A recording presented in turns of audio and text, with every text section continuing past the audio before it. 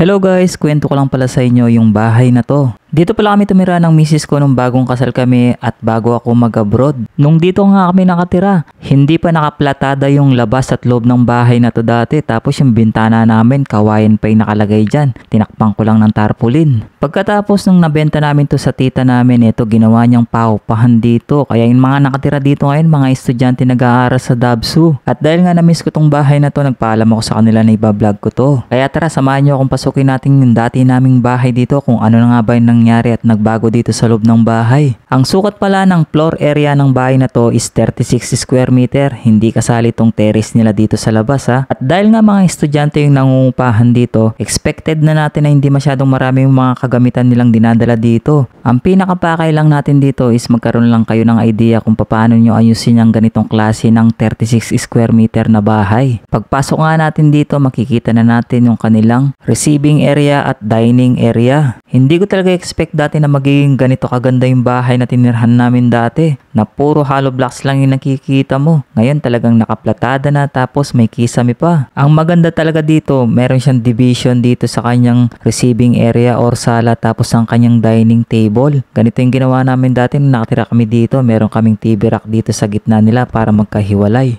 Pero kung ganito kalaki yung bahay nyo at sarili nyong lupa to, pwede nyo lagyan ng second floor to. Maglagay lang kayo ng paikot na hagdanan dito sa sulok ng malapit sa dining area. Oh. May second floor ko na sigurado. Ito naman ngayon yung kitchen nila. Dati hindi pa nakatiles yan pero ngayon tignan mo, napakaganda ng tignan. Tuwang-tuwa nga yung tita ko dito dahil nga yung mga nakuha nilang mga estudyanteng nangungupahan dito talaga naman napakalinis nila sa bahay. Bali 3 estudyante pala yung nakakuha ng paupahan na to. At dahil nga mga estudyante sila, syempre hindi masyadong marami yung mga kagamitan nila dito. Ang marami talaga dito yung mga sinusuot nilang damit, syempre. Dati meron kaming maliit na lamesa dyan, nakatayo siya dyan, tapos dyan kami naghihiwa ng mga niluluto namin dito ni Mrs. Tapos yung dining table namin dito dati, yung pabilog, yung round table naman sa amin. Para yung space niya medyo maluwag. Sa mga mag-asawang nag-uumpisa pa lang, pwede na yung ganitong klase ng setup ng bahay. May isang kwarto, may sala, may dining area at may kitchen.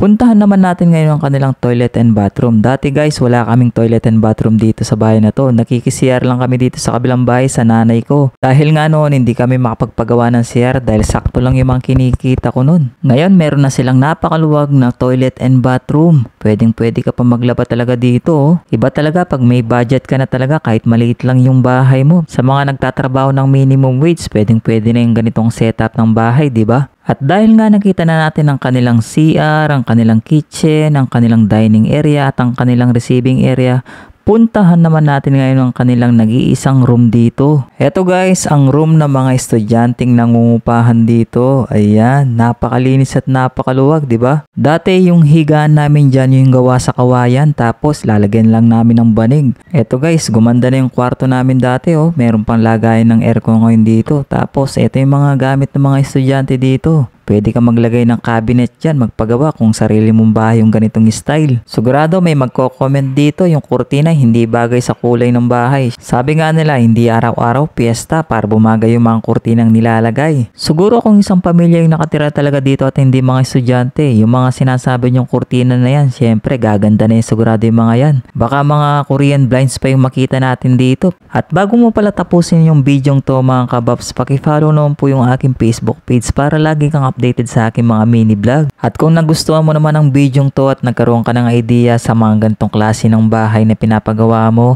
paki-like and share na rin para marami yung makakita at magka-idea. Nung makita ko nga itong dati naming bahay na to, talagang natuwa ako dahil nakita kong gumanda at napakalinis pang tignan ngayon. Tapos meron pa siyang tambayan ngayon dito sa harapan, no? Kayo guys, ilang square meter ba yung bahay nyo ngayon? Paki-comment naman dito at kung anong itsura, pwede mong isend yung picture. Hanggang dito na lang yung ating video. Maraming salamat and thank you. Bye-bye! Hello guys, meron po akong bagong laro. Ito yung PH MOBA. At bago rin po yung link nito, paalala ko lang po, ang larong to is for adults only. At para lang sa mga may extrang budget. Ito po yung PH MOBA natin guys. Laruin natin yung favorite ko, yung Super Ace. Ayan, Super Ace. Play natin. Pagkatapos yan guys, continue lang natin. Ayan. Tapos play. Punta tayo sa buy bonus. Eto guys, mag-bet ako na 500. 500 yung bet natin. Ayan, tapos buy and play tayo. Yan, scatter natin na agad para mabilis tayong manalo. Yan, 500. Scatter na. Ayan na guys. 2-4. Meron na tayong 2-4 guys. 1,000. 12,000. Oh. Ito pa guys. Ayan guys, 11,100. Wow. 7,500. Ang laki na guys. 1,000 ulit guys, oh. 11,600. Ang laki. 9,000. Guys, tignan natin. 67,500. At kung gusto mo maglaro ng ganito guys, nasa comment section yung link at mag-register ka na. Dali na!